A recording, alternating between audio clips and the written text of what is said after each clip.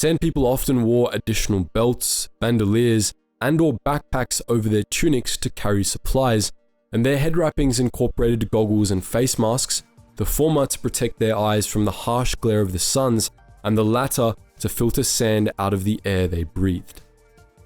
Ornamental horns were often incorporated into their head wrappings as well, while moisture traps worn around the neck humidified the air taken in through their masks. In some tribes, female sand people dressed somewhat differently, incorporating large, ornate metal masks and more refined decorative cloaks into their attire, sometimes ornamented with scraps of metal or the tusks of womp rats. Sand people children wore unisex outfits that incorporated aspects of both male and female dress. For all sand people, removing these wrappings was forbidden, except under very specific circumstances.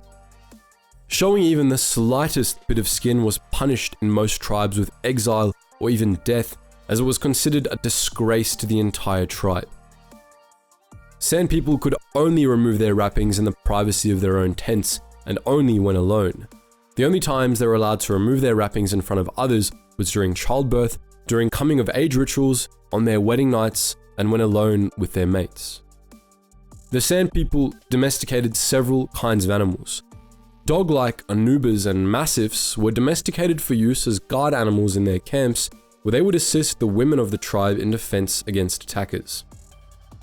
Most famously, however, the sand people also domesticated banthas, which they used as mounts or beasts of burden and viewed as sacred animals. At the age of 7, each member of the tribe would be paired with a bantha of the same age, and the two would become companions for life. Banthas were even involved in sand people marriage ceremonies, which involved blood rituals undertaken by the bride, the groom, and their banthas. When sand people couples sought to have children, their banthas would mate as well, and the resultant calf would often be the same sex as the couple's child. The sand people used their banthas as mounts and beasts of burden, riding them single file into battle or on their nomadic wanderings, and they developed close bonds with their banthas, such that banthas would often kill themselves if their riders were slain. If a rider's bantha were killed, the rider would exile themselves, walking off into the desert alone. The sand people believed that if the spirit of the rider's mount willed it, the rider would be able to tame a new bantha and then return to the tribe. If not, they would die in the desert. The sand people were fierce and cunning warriors who knew how to use the environment to their advantage in combat. They were territorial and attacked any who trespassed their territory without showing the proper respect, and many tribes had ancient blood feuds with Tatooine settlers, which drove them to attack outlying farms and even small towns. Since ancient times, their weapon of choice was the Gaderffii, a short, two-handed battle staff with a spiked club on one end and another spike ringed with blades on the other. Gaffy sticks, as they were colloquially called, were made from whatever salvage was at hand, and each one was as unique as the warrior that made it. Gaderffii were highly versatile melee weapons, and their tips were often poisoned with sandbat venom to inflict maximum pain. They were also occasionally used as tools for tasks such as cleaning the teeth of their owner's bantha. After the arrival of the settlers, sand people also started to make use of more modern weapons. The most well-known of this was the cycler rifle, a type of slug thrower which fired magnetically accelerated slugs encased in a cocoon of energy. Cycler rifles were long-range, bolt-action weapons, primitive but very effective and easy to maintain. Due to their marauding ways, the sand people were seen by the settlers as little more than animals in human form, bloodthirsty savages one and all. Of course, this was just cultural misunderstanding. The sand people were perfectly reasonable when treated with respect, and their hostility toward outsiders was the result of aggression on the settlers' part. To fully understand why though, we need to get into the sand people culture a little. The core of sand people culture was a mythologized version of history which was passed down to each generation by the storyteller of each tribe. Storytellers were trained for their role from birth. made to memorize the entire history of their tribe and the Sand People as a whole. Upon completing this task, an apprentice would become the new storyteller, and the old storyteller would go off into the desert to die. This training regimen was no simple task. The Sand People had great reverence for their history and insisted on keeping it oral, believing that writing it down would remove it from the people and thus cheapen it. But they also insisted that the history only ever be recounted perfectly, without alteration or mistakes. Speaking the history in error, a sin that could range from trying to reinterpret the history or messing up even a single word, was a blasphemy punishable by death. This brutal system meant that only a few of those Sand People who trained to be storytellers lived long enough to take on that position. However, it also ensured the Sand People's history maintained a degree of accuracy, giving the Sand People an accurate cultural memory of events 25,000 years in the past. We already recounted the history of the Sand People much earlier in this video, and as we said then, this version of Tatooine's history was largely accurate, if a bit mythologized. How the Sand People mythologized this history, however, was key to understanding their culture. As the Sand People saw it, the occupation and bombardment of Tatooine had been punishment for the sins of their ancestors.